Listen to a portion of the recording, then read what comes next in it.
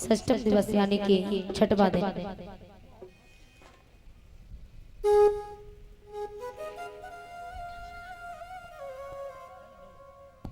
षष्ठम दिवस की बेला में भगवान श्री कृष्ण की बाल लीलाएं होंगी। भगवान श्री हरि नारायण माता देवकी की गर्भ से जन्म लेते। आज वसुदेव जी ने भगवान श्री कृष्ण को उठाकर के छबरिया में रखा, गोकुल नगरी की तरफ ले जाने लगे। और जिस समय गोकुल नगरी की तरफ ले जाते सभी पहरेदार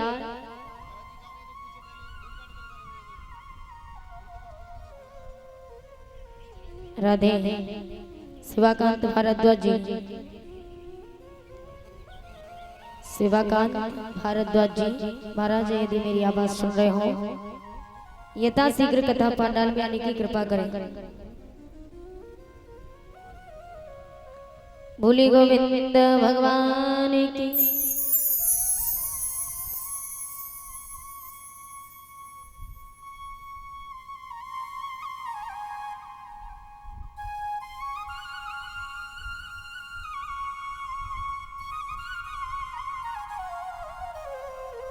श्री राधे। भोले गोविंद भगवान की जय जय श्री राधे श्याम। व्यास नंदन श्री सुखदेव जी कहते हैं, हे राजन परीक्षित, वसुदेव जी जिस समय भगवान को लेकर के गोकुल नगरी की तरफ जाते हैं, सभी पहरेदार माया की निद्रा में सो जाते हैं। माया की निद्रा में सभी पहरेदार सो रहे हैं। आज वसुदेव जी की बेड़ी हथकड़ियां खुल जाती हैं, जेलों के ताले खुल जाते हैं। वसुदेव जी भगवान को लेकर के गोकुल की तरफ चले। काली काली घटाएं छाई हुई हैं, घनघोर अंधेरी रात, ठंडी ठंडी हवाएं चलने लगी। वसुदेव जी भगवान को लेकर के जिस समय यमुना के किनारे पहुंचे, अपने दोनों खड़ांगों को उतार दिया यमुना के किनारे, और यमुना में प्रवेश करते तो दोनों खड़ांगों दो शेर बन करके खड़े हो गए। दोनों खड़ांगों जैसे ही दो शेर बन करके खड़े हुए, और शेर बन के क्यों खड़े हुए? क्योंकि वसुदेव जी डर के मारे वापस पीछे ना लौटे, इसलिए खड़ांगों शेर बन करके खड़े हो जाते हैं। वसुदेव जी ने जैसे यमुना में प्रवेश किया, काली काली घटाएं छाई हुई, काली अंधेरी रात, सभी देवता अंबर से भगवान के दर्शन करने के लिए उतावले होने लगे। देवतागण इंद्र देव से कहने लगे, अरे भाई इंद्र, जरा इतनी जोर से बिजली कड़काओ जिससे हमारे प्रभु श्री हरि नारायण का चेहरा चमक जाए। इंद्र ने आदेश पा करके जोर जोर से बिजली को कड़काना प्रारंभ किया।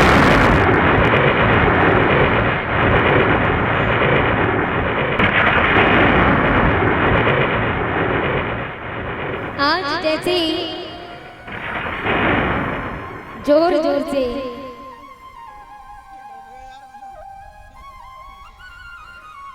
जैसे बिजली कड़काना प्रारंभ किया, तो उस बिजली की रोशनी से भगवान का सुंदर चेहरा चमकने लगा। श्री राधे। आवाज थोड़ी पतली करो और आवाज खोलो।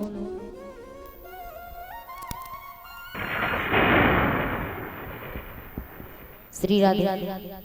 जय राधे। बोले बाके बिहारी लाल की।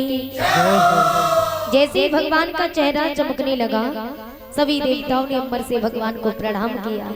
मन ही मन में सभी देवता प्रसन्न होने लगे। प्रभु, आप तो बाल रूप में अत्यंत सुंदर लग रहे हैं। भगवान मुस्कुराने लगे। थोड़ी देर बाद देखा तो इतनी जोर से घनघोर बारिश होने लगी।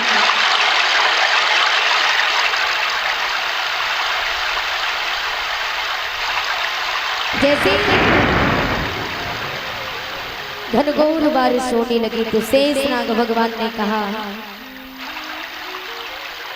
शेषनाग भगवान सोच रहे हैं कि मेरे प्रभु श्री हरि छोटे से हैं, यदि बारिश में भीग गए तो बीमार पड़ जाएंगे।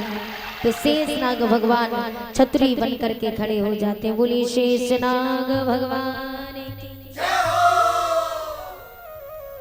छतरी बन करके भगवान खड़े हो जाते हैं।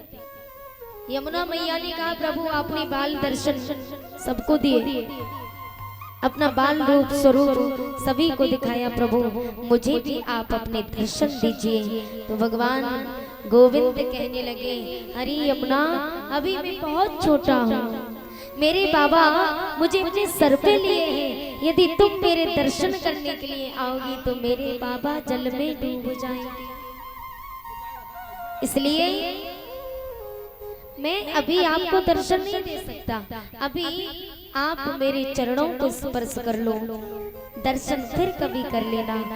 यमुना मैया कहने लगी, जो आज्ञा प्रभु। आज भगवान ने अपना एक पांव नीचे लटका दिया। यमुना मैया उमड़ करके उठी और भगवान के चरणों को स्पर्श करके घटती जाती है। बोलिए यमुना मैया की जय जय श्री राधे श्याम। यमुना मैया भगवान के चरणों को स्पर्श करके घटती जाती है और उसके बाद वसुदेव जी भगवान को लेके गोकुल नगरी में बाबा नंद के यहाँ पर पहुंचे। मैया यशोदा ने कन्या को जन्म दिया और उस कन्या को भगवान विष्णु ने भेजा। माया भी कन्या माता यशोदा के गर्भ से जन्म लेती है। वसुदेव जी ने कन्या को उठा के छबरिया में रख लिया।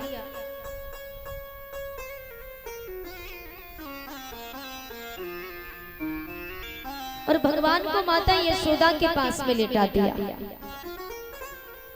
वसुदेव जी कन्या को लेकर के जेलों में चले और जैसे ही जेलों में प्रवेश किया तो उस कन्या ने जोर जोर से रोना प्रारंभ कर दिया। माया भी निद्रा से पहरेदारों के नेत्र खुले। महाराज कंस को जाकर के बताया, बोले महाराज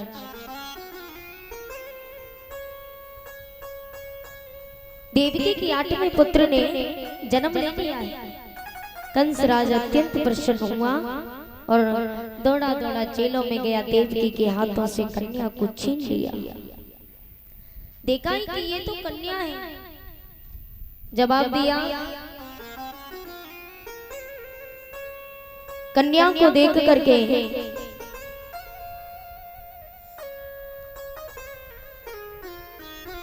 आज कंस भगवान विष्णु से कहने लगा, अरे विष्णु मुझे तो लगता है कि तू मुझसे डर गया। अरे कहाँ गई तेरी आकाशवाणी? तू तो कह रहा था कि देवकी के 8वें पुत्र द्वारा मेरा काल है, लेकिन मुझे तो लगता है कि तू मुझसे डर गया, जो डर से स्वयं नहीं आया और कन्या को भेज दिया। लेकिन ये तो कन्या है, कन्या को मार के मैं करूंगा क्या?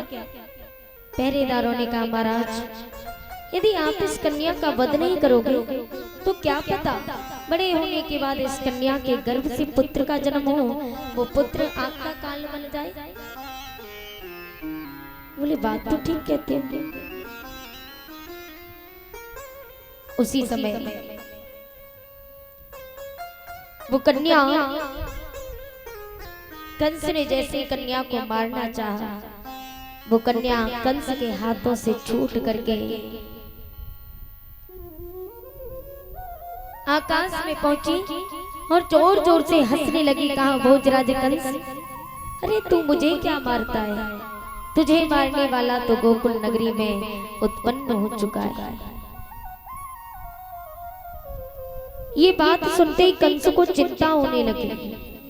कंस चिंता में पड़ गया और जैसे ही कंस चिंता में पड़ा, इधर गोकुल नगरी में सभी की निद्रा सुबह खुलती है, पता चला मैया यशोदा के लाला भय हैं। तो सभी गोकुलवासी इतने प्रसन्न हुए, मैया यशोदा के द्वारे पर बधाई लेकर देने के लिए गई। मैया यशोदा बधाई हो, तेरे यहाँ लाला भयो है। आज सभी गोपियां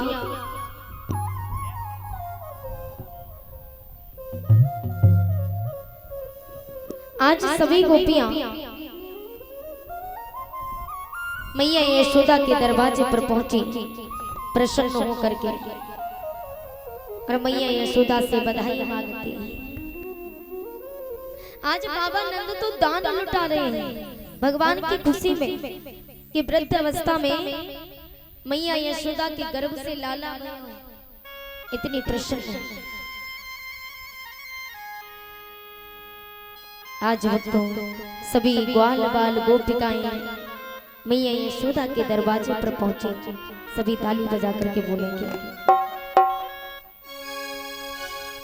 हो ब्रज में हो रही जय जयकार, और नंद घर लाला जायो है।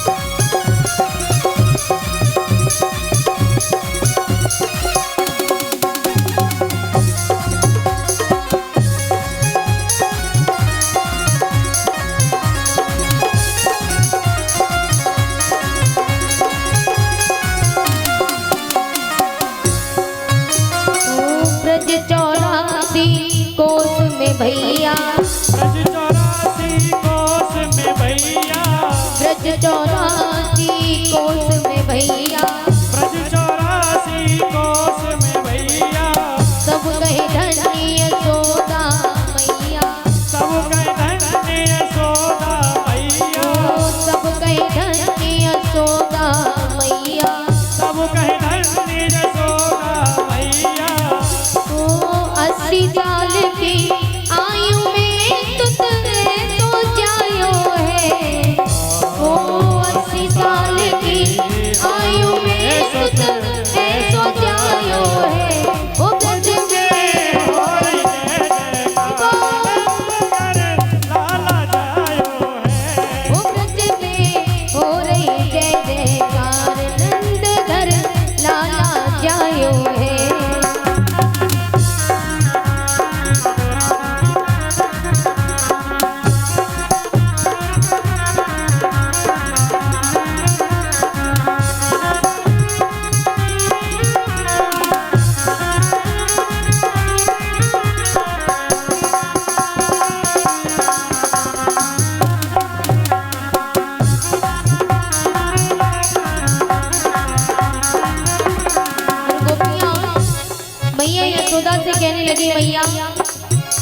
हो लल्ला की सुन के मैं आई, हो लल्ला की सुन के मैं आई, यशोदा मैया दे बधाई।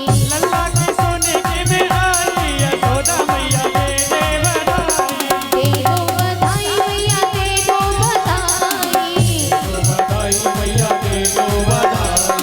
दे दो बधाई मैया दे दो बधाई। बधाई मैया दे दो बधाई। लल्ला की सुन के मैं आई, यशोदा मैया दे दो बधाई। लल्ला की सुन के मैं आई, यशोदा मैया दे दो बधाई।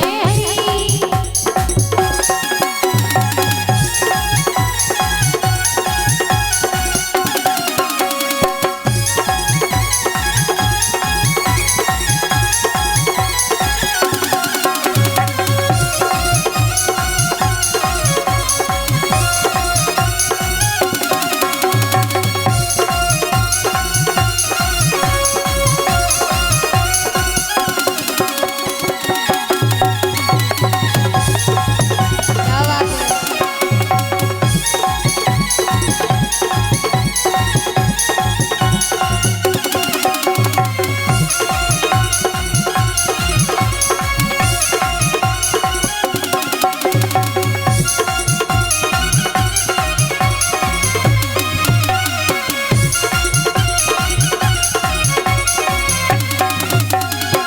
और कहा गोपियों ने मैया साड़ी भी दे दे मैया सोने भी दे दे, साड़ी भी दे दे मैया सोने भी दे दे। साड़ी भी दे दे मैया सोने भी दे दे। साड़ी भी दे दे मैया सोने भी दे दे। ओ चुनरी की दे दो चढ़ाई, यशोदा मैया सुन के मैं आई। लल्ला की सुन के मैं आई, यशोदा मैया दे दे बधाई। लल्ला की सुन के मैं आई, यशोदा मैया दे दो बधाई।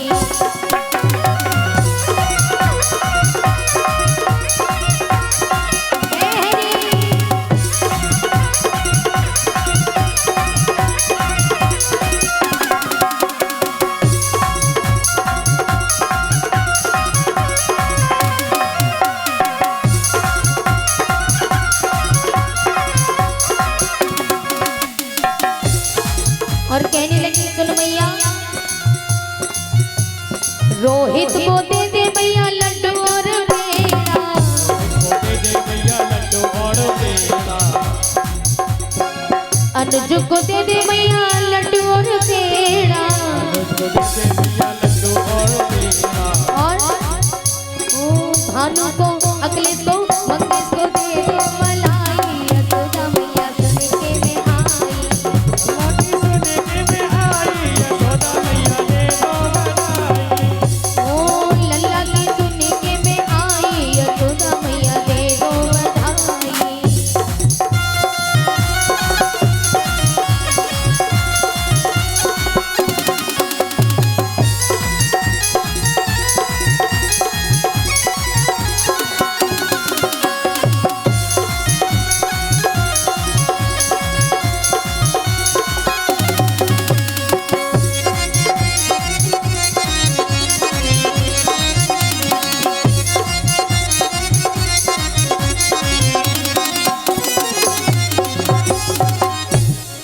बोले बाला कृष्ण भगवान की जय जय श्री राधे।